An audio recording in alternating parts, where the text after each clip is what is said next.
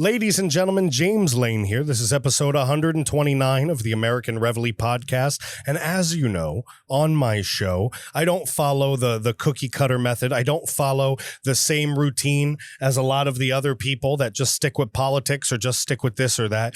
I like to explore all the different topics that not only interest me, but are a concern to me, are near and dear to my heart. And suicide is a very big deal to me. I personally have suffered with depression and suicide, different things like that. I've known many people, some that may not even be here anymore, that have gone through similar horrible things. And so when I see a story that touches upon people that are going through problems with suicide, problems with depression, problems with mental health struggles, whether it be PTSD or young people, the big pandemic of young people committing suicide today.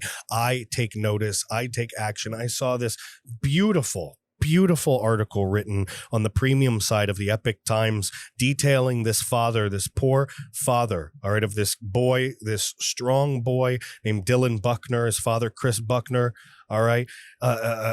His son killed himself during the pandemic.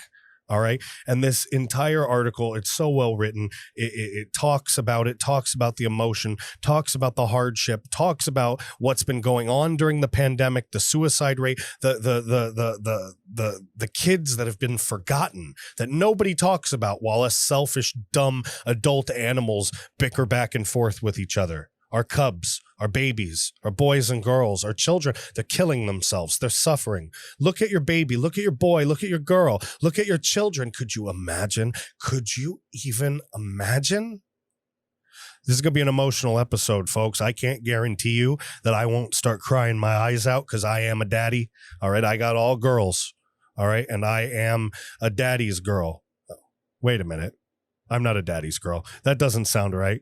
I am... whatever. I am a daddy's girl to my daughters. There, we'll put it like that. I'm not a daddy's girl. I'm a daddy's girl, ladies and gentlemen. I am the prettiest daddy's girl. It's 2021. I can be a daddy's girl. No, but listen, I'm not trying to make light. I'm not trying to make light over what's going on with this man's son, but I do want to go through the article. I do want to talk to you guys about suicide. I want to read through this. We're gonna discuss it back and forth. Right. And we're going to really try to put together an episode that finds a silver lining, some sort of positivity in this tragedy that happened, so that we can spread mental health awareness, suicide awareness. I'll put some numbers out at the end for those that are struggling with some mental health issues, and just know you're not alone. Look, you guys see me wear these bracelets on a daily basis. You've never seen me without them. I have one. It's a pink one. I don't really talk about them, right? This pink one, it's my no complaining bracelet. It's to remind me to not complain as much about my first world problems. I have my Wounded Warrior Project bracelet right here. And of course, my Till Valhalla 22 a day bracelet right here, representing veteran suicide. So I'm all about helping out folks that are struggling. So if we can do anything at all with this episode, I'm going to ask you to listen to it. I'm going to ask you to enjoy it. I'm going to ask you to pass it on. All right, I'm going to ask you to pass it on. If it can get to a parent or a young person and it could inspire them to save somebody or save themselves, I want to make sure that this message in a bottle shows up on their shore. All right, folks, so please check it out. Stick around for this episode. Spread the word. Spread the positive message. This is a very, very important episode. This is episode 129 of the American Reveille Podcast.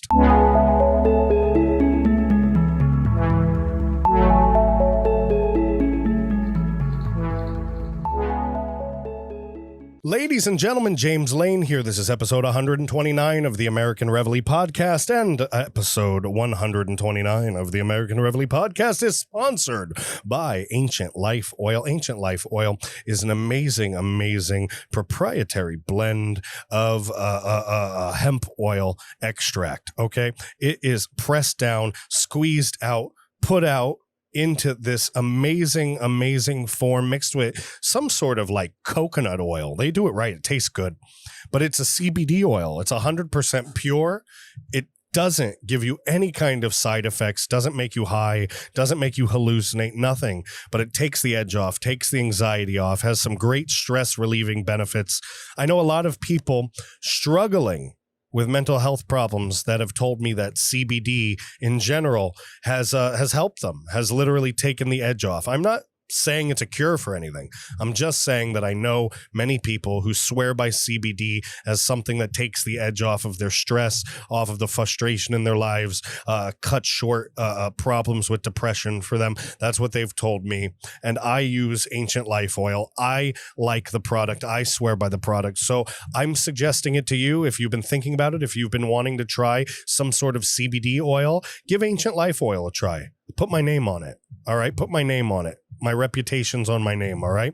Promo code James. Promo code James gets you free shipping and handling if you order CBD oil from ancientlifeoil.com. That's right, folks. Ancientlifeoil.com, ANCIENT, lifeoil.com. Promo code James. Get free shipping and handling. All right, I'm not going to talk too much more about it. Just do me a favor. If you're not convinced after this episode, stick around for a minute or two and just check out the ad I put together for Ancient Life Oil. I promise I'll make you a believer. Guys, I'm telling you, all right, if you can't do something that's a little stronger to alleviate your stress, all right, Ancient Life Oil, a THC product, a product that doesn't make you have any kind of side effects. It's the answer. I'm telling you, it's a great product. I swear by it. AncientLifeOil.com, promo code James, free shipping and handling. Guys, thank you so much for tuning in to episode 129 of the American Reveille Podcast. My neck is still hurting. All right, but I'm doing today without the brace. Tomorrow I'll probably do with the brace, maybe the day after. We'll see. I'm hoping in another week or two I can get back in the gym. I'm getting flabby. That's what's happening. Getting flabby. That's where we're going. All right, the pecs turning into boobies. I'll do the best I can to alleviate that, but the numbness and tingling and all the stuff is too much. It's too much. I get real worried when it's spine stuff. All right. When they're telling me my spine's like a P-trap, get rid of my wallet, time to wear a fanny pack, I know it's time to take a break. All right. Whether that made sense to you or not, I don't know. But it made sense to me, and that's what matters. No, but seriously, my lower back is like a P-trap, and I need to like kind of bend it back somehow.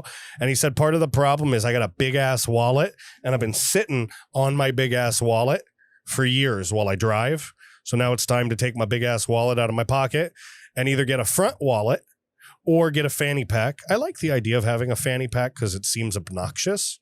And you know, look at me, come on. I'm a little extra. I'm an extra kind of guy. I'm a Boja extra kind of guy. A little bit ready to be a little exuberant, a little over the top, a little eccentric, yeah, as they say. All right, so a fanny pack, that's right up my alley. That's right up my alley. I'm a big, scary guy. I like wearing fanny packs. People look at me like, why the fuck are you wearing that fanny pack? And I look back at them like, fuck you, I'm wearing a fanny pack. And they look back at me and go, I'm so sorry I ever questioned that you would wear a fanny pack, sir. It's a lovely fanny pack, and I hope you have an amazing day. Please don't hurt me. No, it's not like, well, maybe it's a little like this, somewhat like that. Anyway, guys, we are on Gab, we're on Parler, we're on Odyssey, we're on YouTube. We are everywhere. If you're following on YouTube, I am shadow banned. Don't expect me to come up in your feed. Hit the subscribe button, hit the notification bell, and please make sure to come back to YouTube often and check the feed daily. I literally release stuff almost every day. Sometimes there's a few days in between. We had a rough week the last week or two with my neck, but usually it's every day. All right. So if you're not seeing it every day, come to the channel and check. All right. American_Reveille on YouTube. I'm on Odyssey. It's a better alternative to YouTube. If you want to give it a try, you can sign up there. If you really, really are a friend to the American Reveille Podcast, let me know. Send me an email, jameslane@AmericanReveille.com. Request the Odyssey link. I will send you a personal link that gives me special credit for you signing up. That's very helpful to what we're doing on Odyssey, trying to get the word out. As you can see, we only have 141 followers there. Naturally growing on Odyssey has been hell. It has been hell. So please help us there. It's the same on Rumble. We have 1.3 thousand subscribers, but it's slow. It's slow. 8 views here, 8 views there, 20 views there. It takes them a while to approve our videos. So by the time they get up, they're not relevant. But if you prefer to use Rumble, I'm on Rumble too. American_Reveille. Hit the subscribe button, the notification bell. Hit it on every single platform. You can find all those platforms in the description section.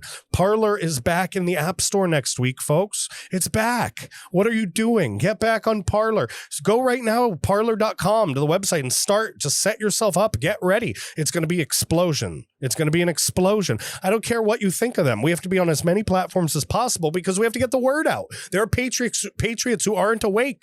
They're not awake, and they're not going to know unless you tell them. And if you don't want to be on Parler or any of my standards of this or that or blah, blah, blah, blah, blah, then you're missing out. You're missing out on helping others that need you. They need you and they need me. Get back on Parler.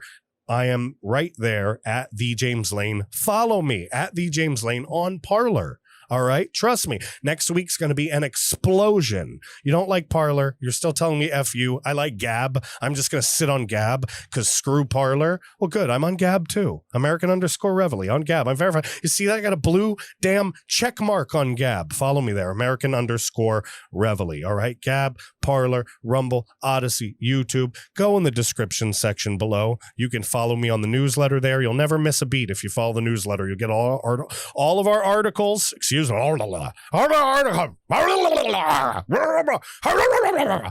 of our articles you'll get, okay? All of them. You get all our articles, and you'll get all of our videos, all our podcasts, everything we put out. I'll send it to you Sunday, Monday, Tuesday. All right. You'll get a recap from the week. That's all I send you. I'm not going to send you. I'll send you information when the $200 sticker contest comes out. Yeah, I got your attention now, don't I? I'm going to send you stickers for free to your house. You're going to put them in places that piss Democrats off. You're going to put them in places where a lot of people see them and go, what is that? Who's the American Reveille? Those are hot stickers. Where do I get that? You're going to take pictures of that. You're going to send it to me. We're going to put it on social media. The winner is going to get $200.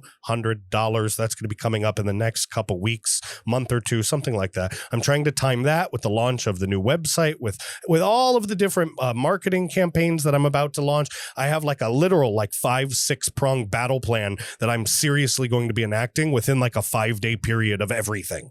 All right. And it's going to be long running, hard hitting guerrilla marketing, ladies and gentlemen. But I need your help. I need you to go in the description section, find me, follow me everywhere, subscribe, notification bell, share, like, comment, folks. If you're on Apple Podcasts, it's not going to hurt you to give me that 5-star rating. And it's going to help a patriot, and it's going to help all your fellow patriots because more people are going to hear about what we do, and the word is going to spread. All right, guys? So please do me that favor. All right? Head over to those sites. Follow me there. It won't take you long. And if you love this content, you love what we're doing, and you're enjoying watching us grow, and you're enjoying watching us bitch smack the left, all right? You're watching us fight that censorship wall, getting a lesson in fighting an invisible force called censorship. Follow us. It'll be worth your while. And I love every single one of you, and I appreciate all of your support. Thank you, everybody who's been here since the beginning. Thank you for everybody who's been here since yesterday. And thank you for those who've just made the decision to join us now. And we're about to join this poor father. All right. We're going to join him on his journey, on his mission to spread awareness. And we're going to help him spread that awareness. We're going to talk about his son. We're going to talk about his struggles. This is on the Epic Times, the premium edition. I pay for it so you don't have to. We go through it so you can enjoy it. You can be entertained by it. You can be empowered by it. You can help another. You can maybe stop someone from committing suicide, ladies and gentlemen.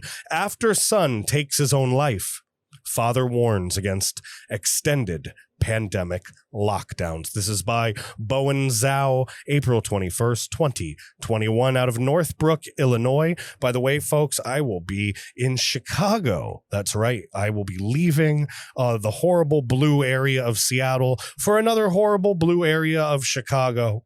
I will be there around, May 11th till about May 17th for business. All right. If you have any business arrangements, any type of thing, if you had any podcast ideas, you want to do some kind of work, some voiceover act, some shoot, I'm available. I want to do more business while I'm up in Chi-Town. All right, while I'm up in Chicago, while I'm eating a deep dish pizza and then crying at 3 a.m. while I have indigestion, remembering I'm almost 40 years old. Folks, if you know anybody, anything going down in Chicago, you want to connect, you want to do some business, you send me an email, James Lane, AmericanReveille.com, James Lane at AmericanReveille.com. This is out of Northbrook, Illinois. Here we go. Dylan Buckner's bedroom looks like a typical teenager's room, filled with sports trophies and plastered with posters of football stars. Chris Buckner, Dylan's father, points to photos of toys and cheetahs, saying Dylan liked the animals because of their speed. He gestures to a large model of a fish, a life-sized replica of the first one he caught with his son, Dylan. Imagine your son. Imagine your daughter. Think about this. Think about the first time you ever played with your kid, the first time you went down a slide with your daughter, the first time you ever cooked a meal with your son, the first time you threw a baseball, the first time you went fishing, the first time you brushed your teeth, any kind of memory with your children. All right. Any kind of memory. I have memories of my young daughter handing me like the little colorful rings that go on the little stick, that kids put on, and just learning how to share before she could even talk. They're precious memories. All right. Think about those memories as we keep reading. Almost everything in the room has been left untouched since Dylan's death 3 months ago. An attempt by his parents to preserve his memory. On January 7th, I want you to think about this. January 6th, there was a Capitol riot, right? January 6th, the whole country is freaking out about a bunch of stuff. But to this family, to thousands of families probably across this country dealing with the same issue, they didn't give a shit about the Capitol riots. They give a shit about their lost loved one, their son, their daughter, their teenage son or daughter, young adult son or daughter who took their own life. I don't give a crap about January 6th if my kid kills themselves. Do you? Family comes first. Family first. Family first. For some, it's God, family, country. I'm a little selfish. Okay. I'm going to lie. Mine's family, God, country. But I'll have to have that conversation with the maker, myself, and he'll tell me I'm a bad boy or not. Anyway, either way, it's a horrible thing to imagine. It's a horrible thing to imagine on January 7th. It's a horrible thing to imagine. Think about your child. Think about your child right now. On January 7th, the 18-year-old took his own life due to depression exasperated by the state's pandemic lockdown measures. Dylan entered a hotel not far from his home and jumped to his death. All right. Not a quick, not a fear, a scary, not a gun to the head. I mean, intimate. Jumped off a building. Boom. Jumped off a building. Could you imagine how bad you want to leave this planet? How bad you want to leave your hell, your life, to jump off a building? Could you imagine being the mother or father to a child that jumped off a building? What did I do? What did I neglect? Did I not listen? Was I not there? Was I too much of a friend and not much of a parent? Did I give him too much freedom? What did I do? What did I do wrong? Could you imagine the hell if your child jumped off a building? Could you imagine the eternal hell you would be in for the rest of your life if you didn't then jump off a building? I might jump off a building if my kid kills himself. His dad told the Epic Times there's no doubt in his mind that the school closures and the state's extended stay-at-home order aggravated and worsened Dylan's mental health to the point of no return. And mental health is nothing to play with. It's real. It's a real thing. Chris and his wife, Karen, now sometimes sleep on Dylan's bed. That's going to make me freaking cry. Chris said his wife, Karen, now sometimes sleeps on Dylan's bed. Think about that. Think about now, if you're a husband, I want you to think about losing your child. All right. I want you to think about the problems then that would occur between you and your spouse. I want you to then think about walking into the door frame where your child, your son or daughter used to sleep. and watching your wife or husband passed out from exhaustion, cried themselves to sleep on the bed your child used to sleep on. That empty feeling, the feeling of no return, the feeling of nothingness that you would feel standing in that doorway, the pain, the suffering, the loss, the death, the empty void that you would be staring at the shell that was once your spouse, exhausted, passed out from crying over the once warm place that your beautiful baby boy or girl used to sleep. That is hell. That's hell on earth. No riot, no Capitol riot, no Antifa riot, no BLM riot, no George Floyd, no nothing. No nothing is the same as comparable to a child taking their own life. I'm sorry. Black or white or any child, I don't care. A whole life flushed down the toilet for nothing because of this society we've built, this hamster wheel of bickering adults bitching and moaning about what's right or what's wrong while our kids jump off of buildings and wives and husbands now sleep in empty spots that our beautiful babies once slept. That is hell on earth. She does it as a way to cope with the grief of losing their son. He says he's telling his son's story in the hope that it will save a future life and to alert parents to their children's mental health. And that's why we're telling this story as well. We're going to pass it forward. And you better, I'm not even asking, I'm telling you, find it in your heart, pass this story. Listen, you don't have to pass this podcast forward. If you think I'm being selfish, I'm not going to pass. He's just asking us to do it. Go get this article. The article's on epictimes.com. All right. And share the article then. You don't have to share my podcast. Share something, though. Spread the story. Spread awareness. Suicide prevention is very, very important. Understanding your friends and family is key. Listening is key. Knowing what to do, knowing what to say, knowing who to call, knowing where to reach out for help. That is important. So spread the word. We have to be able to make friends, family, parents, everybody. We have to make sure they are aware of mental health signs and symptoms. This is all very important stuff. That's why we have to read through this. All right. We have to remember the people that are actually, the victims, the grandparents, right, that can't see each other because of stupid COVID restrictions, the kids that kill themselves because of the life-changing differences, the mental health crisis that they're put in during a time of changing hormones, during a time of high stress, anxiety, during a time that is pivotal in the forming of their brains and having it taken away from them. All right. We have to tell these stories. These are the people that are really the victims here. All right. COVID-19 related lockdowns enacted across the country and around the world have been linked to a rise in mental health issues, particularly among youth who have been robbed of in-person interactions, freedoms to leave the home, and have been forced to attend online Zoom sessions for hours on end to continue their education.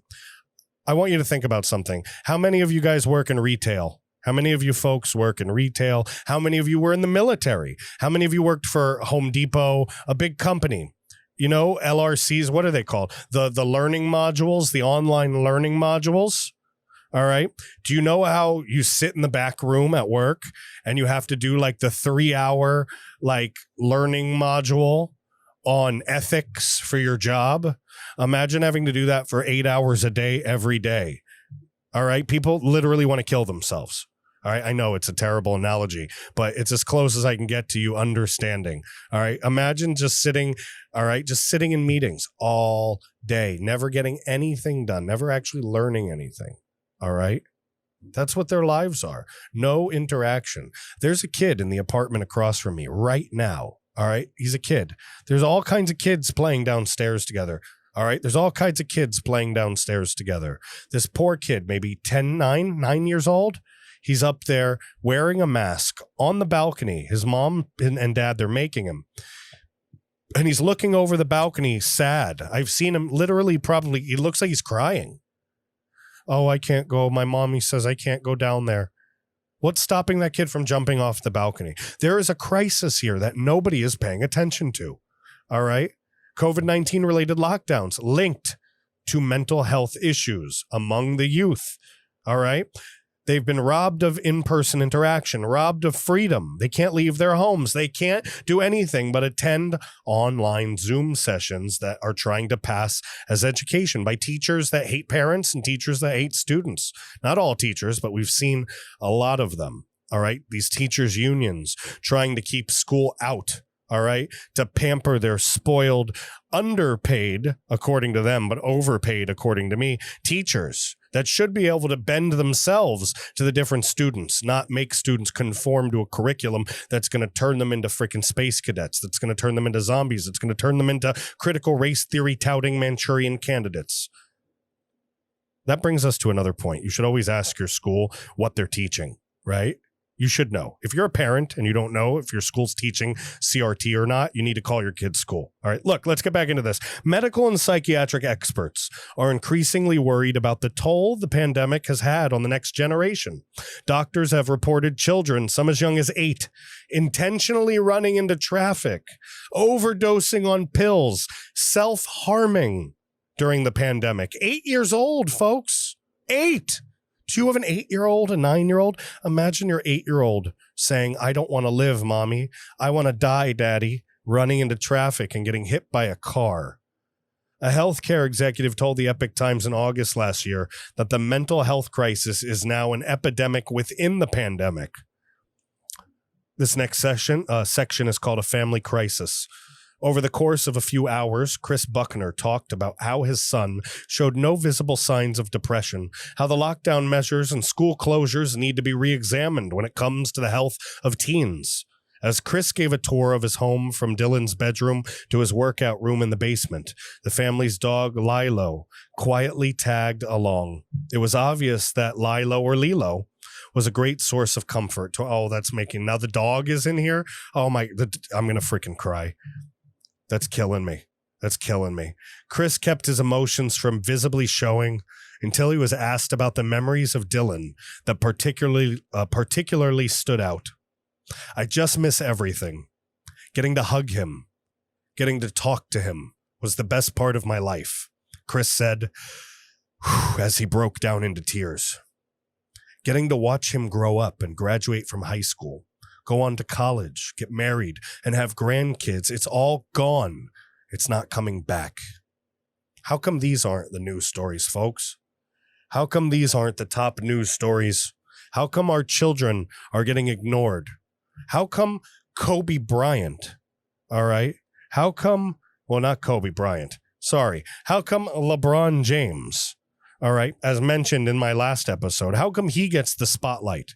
How come he gets to get on the front page and call for the murder of police officers, and our children's mental health crises go by the wayside? Our children can die, white, black, Hispanic, Asian, doesn't matter. All right, doesn't matter to the media, doesn't matter to the government, doesn't matter to LeBron James. Our kids can die as long as the spotlight and the money is on people like LeBron James, people like Cher, people like Alec Baldwin, people like Joe Biden, people like Nancy Pelosi, thanking George Floyd from beyond the grave. You cracker ass bitch. Listen, I don't come from a well-off family. I don't even come from a middle-class family. I don't even come from an upper-lower-class family. I come from some of the same shitty areas, all right? So when I see a white woman like Nancy Pelosi up there trying to pretend like she knows the struggles of any poor person, black, white, anybody, it sickens me. Miss $10,000 ice cream freezer, shut your mouth. Shut your mouth and get back to eating Haagen-Dazs. Sorry, Haagen-Dazs is for poor people for Nancy Pelosi. It sickens me. It absolutely sickens me. It does. I just, as a father, I just can't even imagine. I can't even, how do you go on? How do you go on? How do you go on? I'm asking you, are you a parent?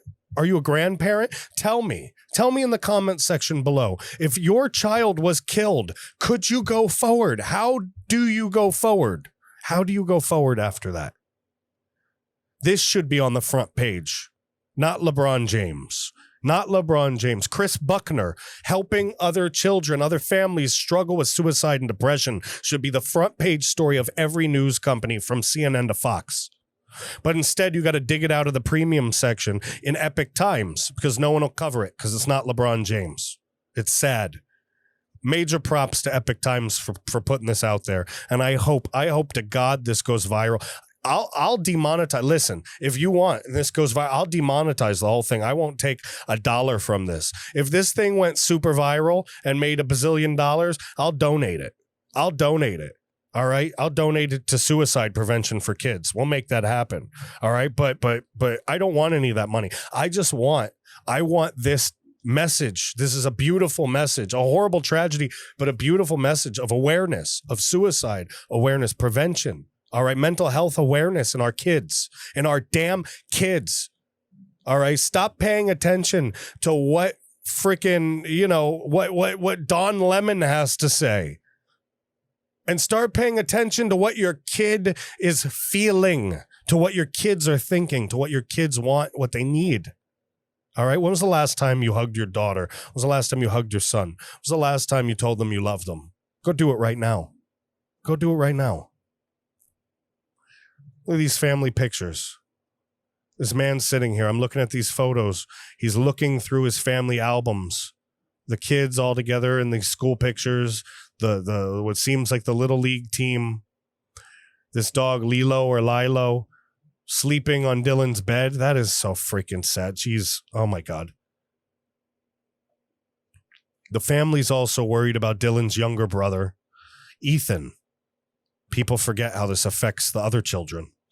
The added struggles he has now.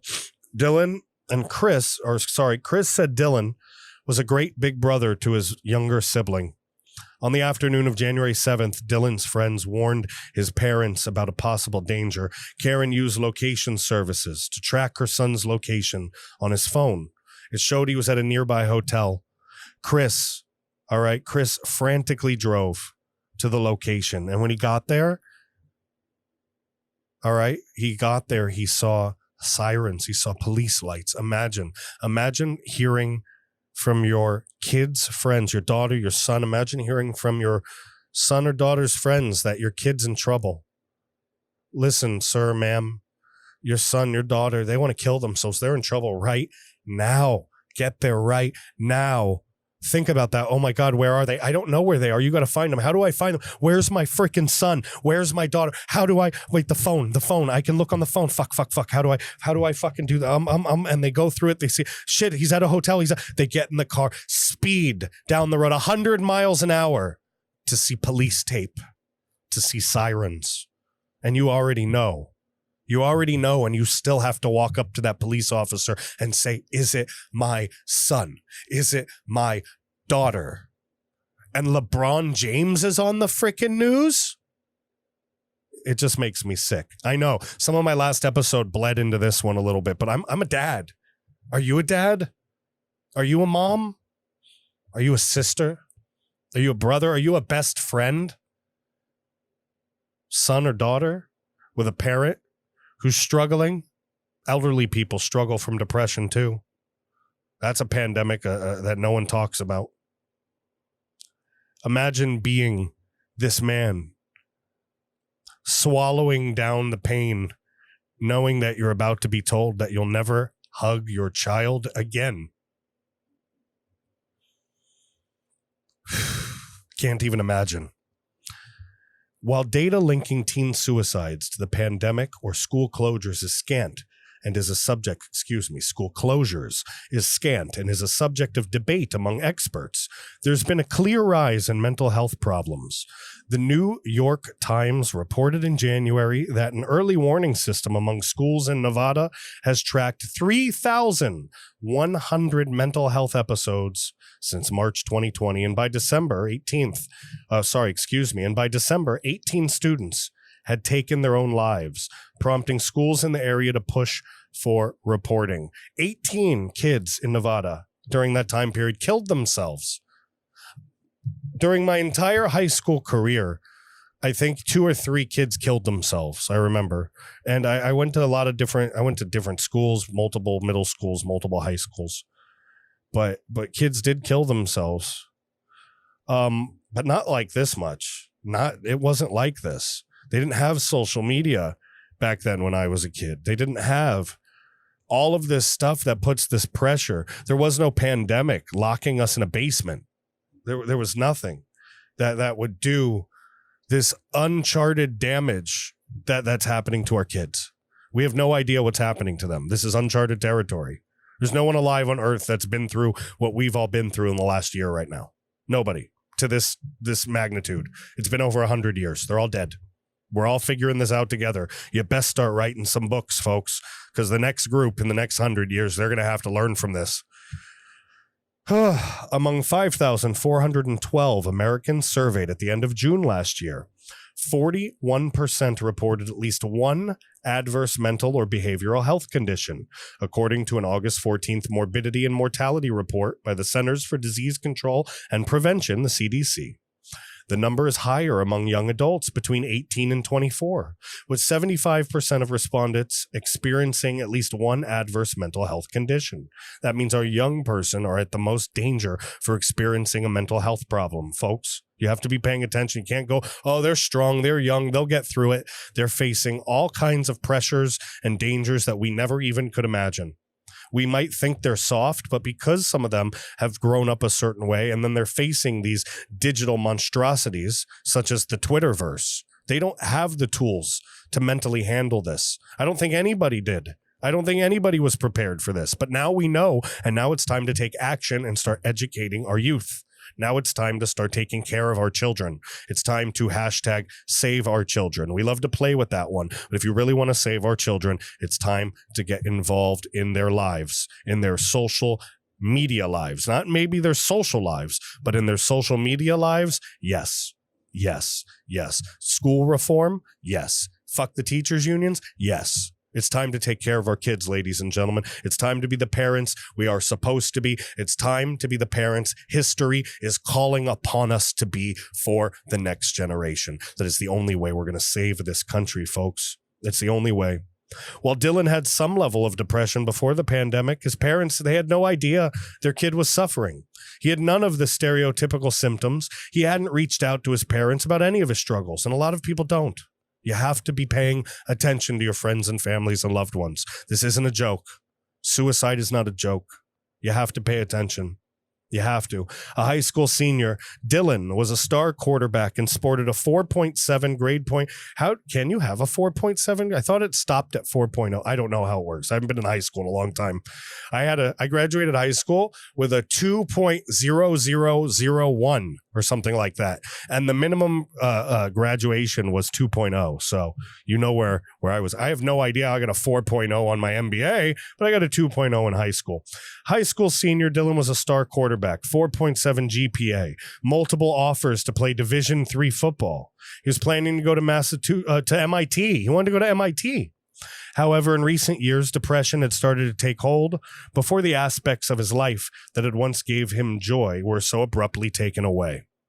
Dylan's suicide in January was his second attempt. His second attempt as an 18-year-old, a strapping 18-year-old. All right, not what you would imagine, but somebody that looks and seems healthy and happy. Second suicide attempt. His first was in September. He jumped off a bridge. Quote, I thought he had the perfect life until he made his first suicide attempt. Up until that point, we had no inkling at all that he was struggling. He was popular. He was an excellent student. He was athletic. He was good at everything he tried to do. I want you to think of people that are good at things they do, that suffer inside. People like Robin Williams. People like, and I hate to blank on his name right now, but the singer of Linkin Park, right? People like Cornell, Chris Cornell, right? Soundgarden.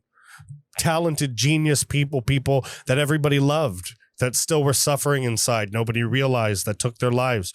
What's any different? Somebody lives their lives a little more. Somebody lives their lives left less. The thing is that a kid like this, a kid like Dylan, he had his whole life ahead of him. He had no idea what was coming next. He had no realization that just in a few years, his brain chemistry might change. He'd feel like a different person. When you look back at your past, does it still feel like you? No, you've grown, you've changed. You're looking at the slides of what was once you, that burned down, that skin shed, that person is gone, and you rose from the ashes and became a new person, a phoenix. Right? That's what we all are.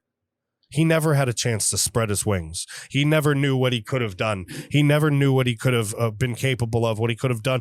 And he never got to realize that, all because mental health got in the way of him moving forward past his problems, past his issues, past issues we all face, and past issues that are being exacerbated, issues that many kids face that are being exacerbated by lockdowns, by virtual school, by not being able to be around friends and family. All right. Remember, it says, for all those who go, he tried to kill himself in September. They were locked down in September, guys. All right. Locked down in September. All right. You don't get to, there's no do-overs when you're dead, right? There's no second chance. There's no reset button. There's no one-up, right? It's no joke. It's no game. It's no game. This family's destroyed. It's destroyed. It's destroyed. Dated a girl in high school. Really cared about her. I'd consider her my high school sweetheart. Her brother and I were mortal enemies. Mortal enemies, all right? It's kind of funny. I didn't know it was her brother. For years and years and years, him and I fought. We had fights in 7th and 8th grade, 9th grade, 10th grade. Then I was in like 10th grade, and a freshman came in and we started dating. Man, I thought she was so beautiful. And oh man, we would make out for hours. Remember when you were in high school and you would make out for hours? Yeah. Her brother was the same guy. Yeah. Oops. Didn't know, but that was kind of funny. So we fought a bunch, whatever. Years later, we reconciled. Her and I never worked out. She's happily married now. God bless her. Good luck. We don't talk or really know each other, right? But what I did learn out of that, what I did see out of that, is how a seemingly perfect family can go downhill. They lived in a nice home, beautiful family, beautiful wife, kids, son, daughter. Before I ever met her, her younger sister died. She was disabled. God rest her soul, right? And then her father died in quick succession to high school being over. And then a couple years later, her brother died. Her whole family's destroyed. All right. Not necessarily suicide, but drugs, dangerous lifestyle, a lifestyle that brings upon a type of suicide. You just never know who is struggling. You never know. People look like they have perfect lives. And in the blink of a moment, in the snap of a fingers, it's over. Life is so fragile, so finite, so simple, and so quick to disappear. Like a candle, you blow it and it's gone. The flame is gone. You don't get these things back. He'll never get back his kids. That girl from my story from a long time ago will never get back those people in her family. And the thousands and thousands and thousands of parents wondering why their kids aren't on the front page of Fox and CNN and MSNBC to spread awareness. They will never, ever get to kiss, hug, love, touch, celebrate, smile. They'll never get to smell their kid. I know how my babies smell, right? You have, 1, 2, 3-year-olds, 4-year. You know how they smell, how their breath smells. You know how your children smell, how they sound. Every little thing, and you never ever. It's gone forever. It's a shadow in your memory, and you want to catch it, and you go, "Oh, I want that so bad." And before you can close your hand around it, you open your fist, and it's gone. It's gone because it's dead. All right. It's not a fake construct. It's not social justice. It's not critical race theory. It's not wokeness. It's reality. It's reality, ladies and gentlemen. And no father, no mother, no son, no daughter, no brother, no sister, no friend, no lover, No husband, no wife should ever have to go through it. Should never have to suffer because of a decision, a selfish decision brought on by unclear thinking, brought on by clouded thoughts. All right, brought on because of your own brain lying to you. Right? They have a technique called mindfulness to bring yourself into the moment. You touch this microphone. I'm here. This is where I am. This is reality. My thought is lying to me. It is incorrect. The proper rationale would be this. How do I break down my mental thoughts? How do I find my triggers? How do I find what is driving me to the edge to put a gun in my mouth? How do you find that? The answer is one step at a freaking time. That's how you find that. And you do it with people that love you, that care about you, that understand you. And if you don't have any, you find them. I'm going to let some young guy, if there's any young boys, young guys, young men listening to this, it sounds wrong, young boys, young guys, young men, but I don't give a crap what BLM says, what the left says about masculinity and male bonding and da-da-da-da-da-da. Guys get to a certain age, and they naturally, it's a form of instinct. It's in evolution. They want to mentor people. They want to help people. If you look hard enough, if you are a young man, all right, and the same can go for a young woman in the opposite sex looking for a mentor or role model that's female. If you're a young man and you're lost in the desert, all right? You're lost in the desert. Start looking for mentors. All right. My first mentors weren't perfect. Some of my first mentors may have even done some prison time, but they were better than where I started from. And they all showed me, this is the flashlight. This is the light illuminating the next rung on the ladder here. New mentor showed me the next rung on the ladder here. All because I was able to humble myself, put my own ego aside, say, I don't know shit about shit, and listen. If you are lost, find a mentor. That's the best advice I can give a young, struggling person that I don't know their story. That's the best I can. But as a father, all right, if you are lost, you need to seek help. And as a friend, as a father, as a lover, as a wife, as a mother, you need to pay attention to your children, to your friends, and to your family. Sometimes no signs are a sign. Do your research. Chris says the pandemic and the government's response to it greatly contributed to his son's demise. Looking back with the benefit of hindsight, Dylan's depression was exacerbated by the pandemic and by the lockdown. God, look at his shoes and his hats. It's so hard. In March of last year, when the lockdown measures really started hitting Illinois, Dylan was getting ready to play spring 7-on-7 football. At the time, schools were shut down, and students, they took half-day classes via Zoom. Before the pandemic, Dylan, who was very routine-oriented, typically got up early, went to school, and did something football-related. I'm going to tell you, somebody who's got some manic inclinations, routine, consistency, and discipline save lives for manic people. All right? If you are lost, get a routine. All right? Get a schedule. Stick with it. It'll save your life. All right? It'll save your life. For the first 30 or 45 days, the shutdowns were just an inconvenience to many people. And Chris said he supported the initial measures, but soon as Dylan found himself with an abundance of unstructured time on his hands and without his normal outlets and social activities at school, it began taking its toll. As the summer hit, the pandemic was still going, and all summer football activities were canceled. And I know at least for me, that idle hands are the devil's playground. And I can imagine back to me as a lady-loving, good time having 18-year-old, how psychotic I would probably be if the whole world went into lockdown. Could you imagine? All right. Are you in your 30s, your 40s, your 50s right now?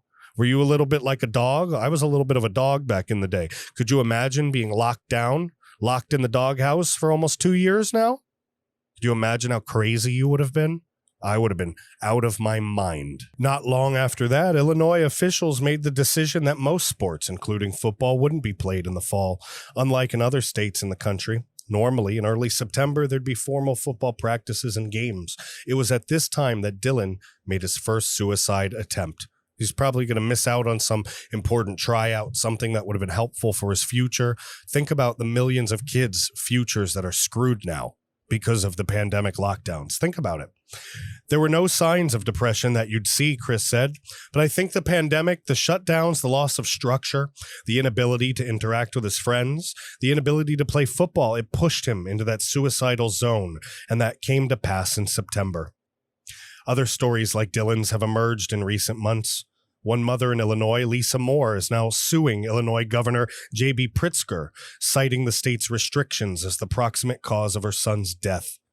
Chris acknowledged that the pandemic is a complex issue and that he doesn't have all the answers, but he and his family believe that the pandemic had not happened, or had the Illinois government done a better job at handling it, their son would still be alive. And he most likely would have been, and thousands and thousands, tens of thousands of other people's children would be too. Ladies and gentlemen, they would be too. It's terrible. Chris acknowledged, sorry, I actually read that. I think, quote, I think if the stricter lockdown portions of it would have been shorter, and if kids had been allowed to play football like they were in so many other states, I think Dylan would still be here. Chris believes it's important to assess the lockdown measures in terms of how to respond over the course of time. He pointed out that treatments for the disease have improved and that the vaccine is now available. And look at this kid's weight room, right? He's got this cool couch in here. He's got a full bench press, right? He's got the bicycle, the elliptical, treadmill thing, or the Bosu balls, dumbbells. He's got a whole set. I mean, he had an awesome life. He had an awesome life. That's Dylan kneeling in the front there, wearing his Spartans football jersey. This kid had it all, and he killed himself. That's why you have to pay attention, mom and dad. That's why you have to pay attention, brother and sister. That's why you have to pay attention. After Dylan's first attempt on his life, his parents did everything they could to help him. There was extensive inpatient and outpatient therapy. The months that followed, they tried many, if not all, the common antidepressant meds. Meds don't always, they do help some people, but they can't be the end-all be-all solution either. He had traditional talking therapy, among other services, but at the end of the day, the drugs and the psychotherapy, they weren't really effective for him. That's because he was a young kid coming into the blossoming, budding moments of his life, right? And it was taken from him. It was taken from him by Dr. Fauci, all right, by people that want to push a great reset, by people that want to keep this country closed down, by Marxists, by people that hate your kids, all right? These lockdowns did kill him, and they did kill many other kids that committed suicide. It's a shame. It's a shame. Quote, it made me realize that mental illness for Dylan was much like many forms of cancer, where we just really don't know the cure, or we really don't have effective treatments. Mental illness, according to Chris, might be similar to substance abuse in that teens are going to try to hide it from their parents. Part of the symptoms of feeling depressed and suicidal is thinking that you're a burden. Hence, telling your parents about these troubles might exacerbate that feeling. All right. And I'm somebody that struggled my whole life feeling like a burden for other people, even when it makes no sense, even when I'm nobody's burden. All right. That happens. That happens. Everybody is different. Everybody has a touch of something. Everybody has a struggle. Everybody has to look in the mirror, face themselves, and learn how to grab the bull by the horns and tackle that. And it's easier said than done. It takes years. It took me years, ladies and gentlemen, years and years and years. That's why I feel so strongly about this. We need to help our kids while they're young. We need to be paying attention while they're young. All right. If we notice what's exacerbating it, we can get involved. And parents, you need to be diligent. You need to find out what works, and you need to write it down. We need to be writing books about this, spreading knowledge about this, creating websites about this, creating a coalition of parents spreading across the world, giving what's worked and what hasn't worked on a series of decentralized websites and forums. I mean, think about that, how big that would be, how helpful that would be. All right, we've seen what our doctors do We've seen what the Dr. Faucis of the world think of our children. It's time as parents, we work together with each other. All right, these experts don't run our lives. It's a free country. We run our damn lives, and we need to save our children. It's obviously not going to come from the teachers. It's obviously not going to come from the doctors, and it sure as hell isn't going to come from the government. It's going to come from you and me, ladies and gentlemen, patriots like you and me that are brave enough to fight for this type of change, are brave enough to help children, brave enough to fight for education reform, and brave enough to fight for the mental health awareness and mental health tools necessary to help our children, folks. That's what's most important over everything. We don't have a country without our children. We will all be dead one day. This will be their country. We must help them. Plain and simple. Plain and simple. After they received the call from police in September when Dylan made the first attempt on his life, Chris thought the authorities had called the wrong number. They didn't think it was possible in Dylan's case. There was no clear interpersonal crisis, such as a sign of a breakup. There was nothing. He seemed healthy. We did everything we could. Nothing worked for him, Chris said. I know that's the case for a lot of people that battle and ultimately lose their battle with mental illness. The idle minds do the devil's work stereotype. I think absolutely applied here, he said. I said that earlier. I hadn't read this in the article, but it's true. It's true. All right. People like me, I'll tell you for myself, I have to be packed. My schedule needs to be booked. I am not productive. I am a freaking procrastinating, get myself in trouble, burn the house down piece of crap when my schedule isn't booked. All right. Look, I run this podcast. I'm building a business. I'm a full-time employee. I have a PhD that I'm working on. I'm writing my dissertation right now for my PhD, right? I have kids, right? I'm looking into jujitsu. I'm reading books. I'm booked. I am booked to the point of being stressed and freaking out that I'm not getting everything done. But freaking out and not getting everything done for me and people like me is better than not having anything to do. All right. And that was probably better for a person like Dylan. It's terrible. It's a waste. It's a shame. It's a shame. We need to be paying attention to our kids.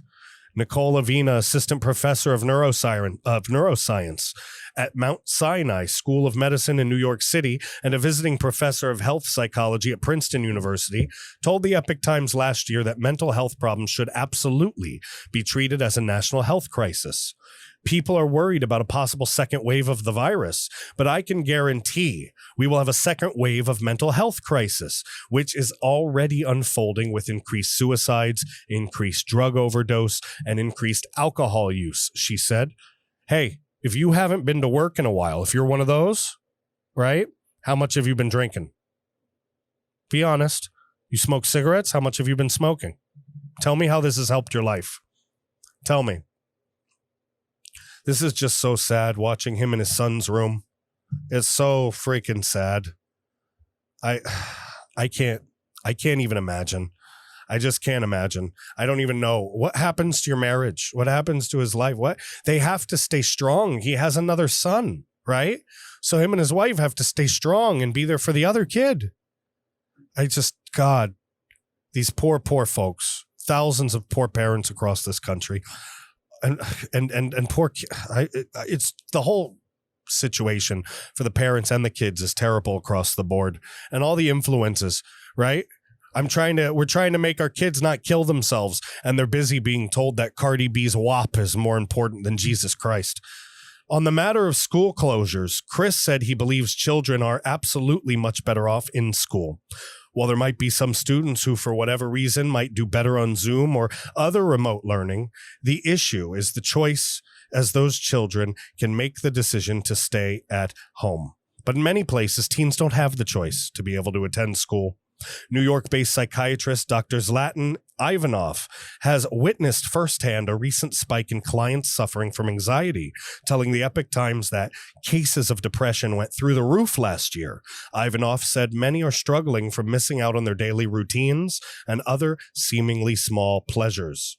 While medical professionals agree that social distancing is crucial for mitigating the spread of COVID-19, the psychiatrists are well aware of the psychological impact this will have on a person's life, he said. A person's considered to be experiencing a mental health issue when they struggle with day-to-day life. According to Ivanov, people often come to him because they don't feel like themselves. They get angry easily. They lack energy. They feel restless. They can't sleep, or they experience panic attacks out of the blue. Chris still doesn't know exactly what caused his son's depression. He said Dylan was very empathetic. After talking with other parents and survivors of suicide, he learned that perhaps empathetic kids are more at risk of depression and suicide because they struggle hearing about their friends' problems and take on some of those struggles. I'm going to tell you right now, I was an empathetic kid. I'm still an empathetic man. You put a movie, any movie, 9 out of 10 movies, I cry my eyes out. Trust me, I know how to put myself in other people's shoes. You're a young person, right? You listen to this show. You enjoy hearing what we're talking about. You listen to this episode, didn't realize I have certain experiences. You want to reach out. You need somebody. You can't reach out to your parents. You don't have friends and family that'll steer you in the right direction. Send me an email, jameslane@AmericanReveille, REVEILLE.com. I don't care if I get 100 messages from young people. I will answer every single one of them. I will make sure that you have the best advice necessary. I won't steer you in the wrong direction. If you have bad thoughts, if you have things going on in your head, if you're feeling like this, if you're feeling like a burden, if you're feeling like you can't get your shit together, if you're feeling like there's no path, no purpose, no pleasure in life, email me, jameslane@AmericanReveille.com. All right? I'm not going to let you suffer. I'll tell you the truth. I'll get you on the right path, folks. I'll steer you straight. All right? It's no joke. It's no joke to mess with. All right? It isn't. You never know who's going through what, and you need to take these things serious. Dylan had many friends with special needs. He was active as a buddy and mentor, according to his dad. Even before high school, he took a special interest in some kids at summer camp who had special needs. And in tough games or after tough losses, Dylan was more worried about how his teammates were doing. So imagine being manic, imagine being depressed, imagine being down and being feeling like a burden. I can tell you as an empath, when you see somebody suffering, it brings you to tears. You feel that pain deep inside yourself, right? You see somebody that struggled and had it hard, or a child that's been abused, you cry your eyes out for days. And that doesn't change as you become an adult. You don't shut that off. You learn to use it. It's a part of you. It becomes a talent, becomes a skill set, because it becomes something that becomes a career, or becomes something that's part of you, part of your family, part of the thing that makes you special, that gives you a gift of healing, a gift to be able to understand and feel what other people feel and help them, set them on the right course. Instead, young people don't know how to cope with these feelings. They are overwhelmed with emotion. They want that emotion to stop, anything to make the floodgates stop. Just make it stop. Shut it up. Make it stop. And Dylan made it stop. We have to stop our kids from not being able to cope by understanding what they need from us to cope, what they need from us to understand themselves, to know themselves, ladies and gentlemen. Before the pandemic, suicide was already a problem for youth. In 2018, it was the second leading cause of death among individuals between the ages of 10 and 34, according to the CDC, Centers for Disease Control and Prevention. That year, the suicide rate among males was 4 times higher, 22.8 per 100,000, than females, 6.2 per 100,000. That means that for every 100,000 people in this country, 22.8 young people between 10 and 34 that are males kill themselves, and 6.2 for women. Chris has a message for other teens suffering mentally. Here's his message. It's okay not to be okay, and things will get better. What these teens are feeling, it's not unique to you, and that parents will love you unconditionally. He encourages any children who are struggling to talk with their parents or some other trusted adult. Don't be embarrassed by it. He said, you did nothing wrong, so get help. All right? And I kind of want to say something. When he says it's okay to not be okay, I'm going to ask you a question. If you're suffering right now, I'm going to pose something to you. I'm going to ask you, what's the definition of okay? What is it to be normal? All right. What is it to be okay? You know, they diagnose all kinds of people. They say you have ADD, you have ADHD, you have your bipolar disorder. You have all these things that are going to make you not okay. They're going to make you not normal. But what is normal? Being an empath, being a little bipolar, having a little ADD, being not okay. I think that's better than being okay. I think that makes you special. I think that gives you gifts that normal people never will have, never will experience. They have no idea what it is to be able to cry with somebody, feel with somebody, love as intensely as you'll ever love, feel what you'll feel, and give as much as you can give to make this world a beautiful and special place. They don't know what that is because they're normal. They're flyover people. All right. But you're the special ones. All right. That isn't anything to be ashamed of. That's not anything to kill yourself over. That's something to be celebrated. All right. It's the normal people that should be wishing they had your gifts and your abilities. All right. So yes, don't be embarrassed by it. You didn't do anything wrong. Don't just get help. All right. Get someone to listen. Get someone to understand. Get a mentor. Especially if you've been a great mentor. That's something that can be a problem for young people too. If you've been in a leadership position as a young person for so long, you have a hard time dealing with the loss of things, dealing with leadership yourself.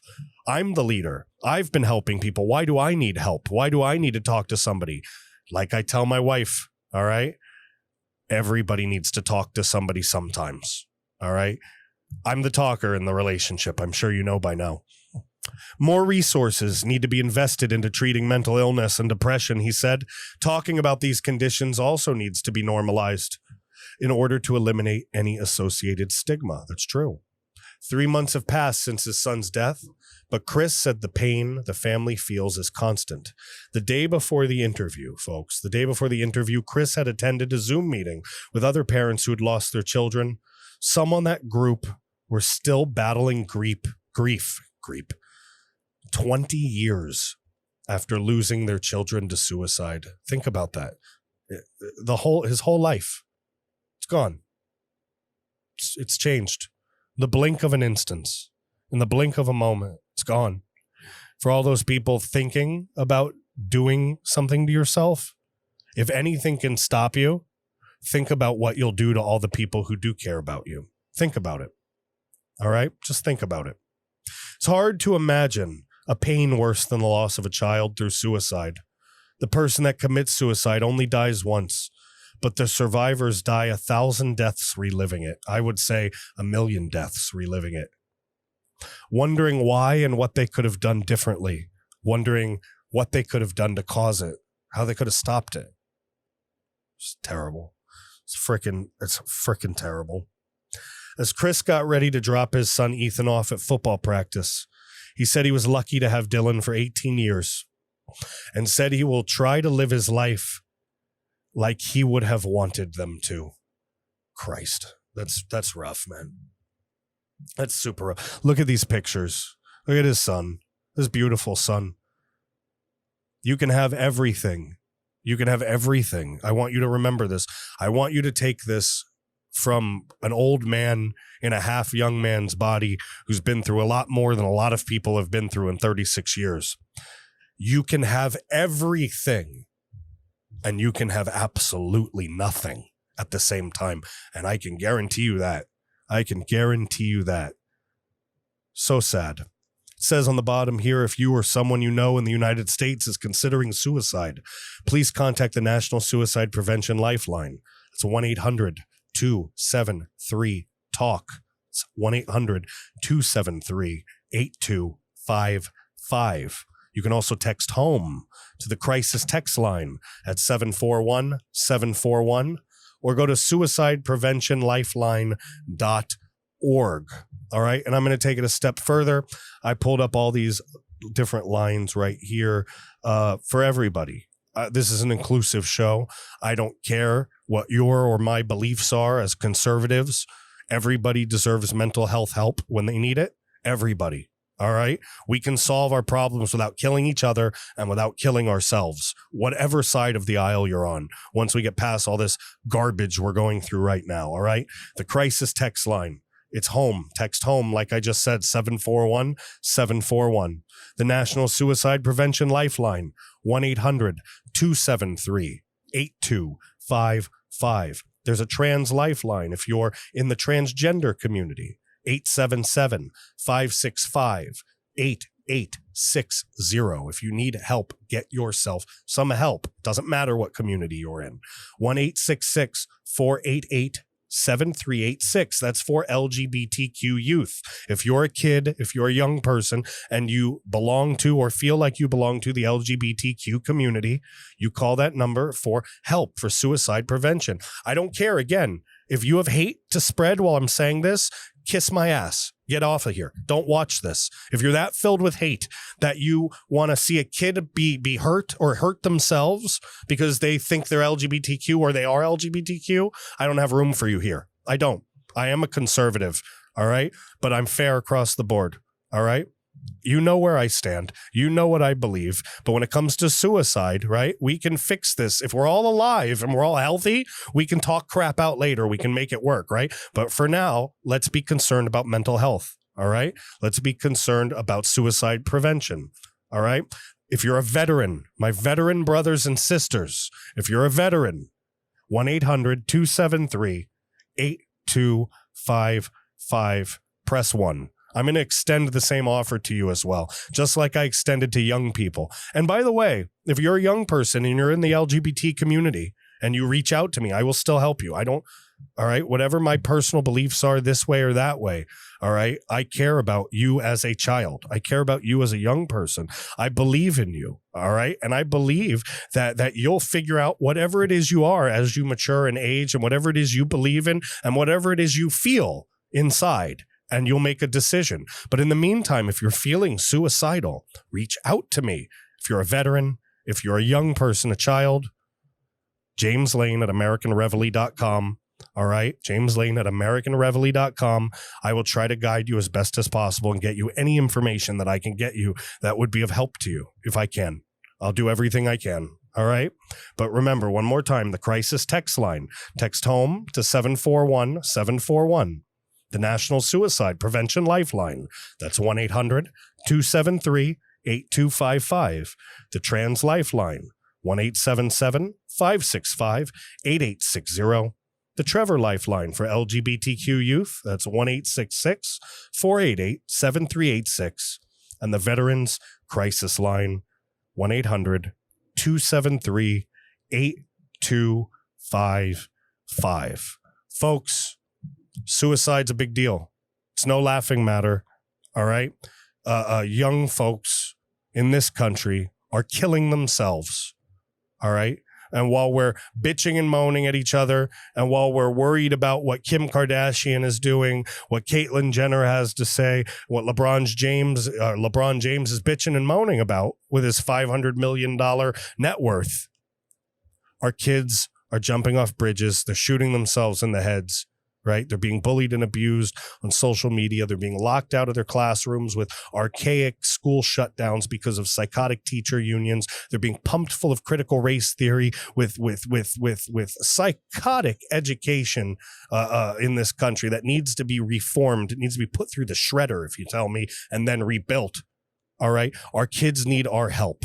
Are you going to step up? Are you going to be the parent, the adult that you need to be? Are you going to be the parent? Are you going to be the adult that history requires you to be in this moment? In 2021, can you look at your kids in the eye and say you have their back? I can. Can you? It's episode 129 of the American Reveille Podcast. I hope you enjoyed the episode. I hope you'll spread it. I hope you'll share it. This suicide stuff is important. It's important to talk about mental health. It's important to pay attention to our friends, our loved ones, our kids, our friends, our families, everyone. It's important. It's important. You never know when you may be able to save a life. You never know when somebody you love is dying inside, folks. So pay attention before they die outside. Okay? It's a big deal. People do it. People do it. All right. And then everybody's left with their thumb up their ass going, oh, I could have done something. If you suspect something, do something. All right. Your friends, your family, your wife, your husband, your father, your mom, your son, they may hate you now, but they'll thank you later. They'll thank you later. All right, folks, episode 129 of the American Reveille Podcast. I hope you guys enjoyed it. We're all over the place. All right. If you're following on YouTube, I don't know why you would be. They shadow ban the hell out of me. Make sure you go back constantly to the feed. They're not going to put it in your feed. They're not going to put thumbnails of my new videos. We got new videos almost every day. You're never going to see them on YouTube. They shadow ban me. But if you prefer to stay on there, please follow, subscribe, hit the notification bell, and check back on the site constantly, daily. All right. You can also alleviate that by signing up for our newsletter. It's all in the description section below. Sign up for the newsletter, and every Sunday, Monday, or Tuesday or so, you'll get a recap newsletter showing you what we put out for the entire week. You'll get a personal message from me, all kinds of good stuff, letting you know where we're at, letting you know when our $200 grand prize sticker competition starts. You'll get that information from the newsletter. We're on Odyssey. It's an alternative for YouTube. ODYSEE.com, American_Reveille. Great alternative. Fantastic alternative. You see our logo everywhere. That's beautiful branding, guys. You're going to see that on billboards one day, I promise you. Rumble.com, American_Reveille. Subscribe, guys. Subscribe. Parler's coming back next week. It's coming to the App Store. Don't get left behind. We have patriots on Parler that still need our help. So I don't care if you don't like Parler and you prefer Gab. Get your butt on Parler and follow me there at the James Lane. And if you don't want to, if you're still on Gab or if you're on both, follow me on Gab too. Blue check marked there, man. American_Reveille. Build it up. All right. Gab is stable. I like Gab. Gab is fantastic. It's a real good platform. If you haven't tried Gab, check it out. If you want a special sign up link to Odyssey, that'll get us some points. Go to Odyssey, or sorry, don't go to Odyssey, but send me an email, jameslane@AmericanReveille.com. I'll send you a special link. All right. You go to that link. I'll get some points. I'll love you forever for that. That really helps us on Odyssey as well. Follow me everywhere. You can donate to us at AmericanReveille.com or in the description section below. All of our links to social media, to all of our stuff. It's all in the description section. Everything. Please, 5-star rating on Apple Podcasts. All right. If you're not listening on Apple Podcasts, look in the description section below. There's a link. All right. Check it out. I'm good in the car. I'm good while driving. I'm good in the bathtub with a glass of wine, and I'm good in the back of the pickup, baby. I'm good to go. I'm a versatile man. I'm telling you. Go to Apple Podcasts. Give me that 5-star rating. But wherever you are, whatever you do, all I need from you is to share. Follow, subscribe, share. All right. Share, comment, and then share 20 times more. We have to get past the censorship wall. We have to get the word out. We can only do that with the help of patriots like you. So again, I'm James Lane. This was episode 129. I want to thank you all from the bottom of my heart for listening to me rant and rave, for being a part of this amazing journey, for being a part of episode 129 and spreading suicide prevention and awareness. It's a very, very important topic, near and dear to my heart, dear to my heart as a veteran, as a father, near and dear to my heart. So please, guys, whatever you can do to help in that cause and whatever you can do to spread the word, we greatly appreciate it. Remember to stick around for 2 minutes for the Ancient Life Oil ad that I put together at the end of this. That's ancientlifeoil.com, the best CBD oil you can get on the market, 100% CBD, 100% THC free. No high, no hallucinating, no craziness, just pure CBD benefits for a beautiful price, for a beautiful product. ancientlifeoil.com, promo code James, free shipping and handling. That's promo code James, free shipping and handling. Guys, I hope you have an amazing day, and I will see you in the next episode. Bye. Let me get your attention for a second. I want to tell you about something. I want to share something with you that's very near and dear to me. All right, guys, I have joint pain. I'm sure it's no secret by now, all right? I have joint pain, I have hip pain, I have elbow pain, I have inflammation, all right? I get stressed out. I'm going through so much political news doing this podcast, so much. You can imagine how stressful that is, all right? How much anxiety that can cause, how many sleepless nights I have. But folks, I've been taking CBD oil for a while now. All right, for a while now, and it's fantastic.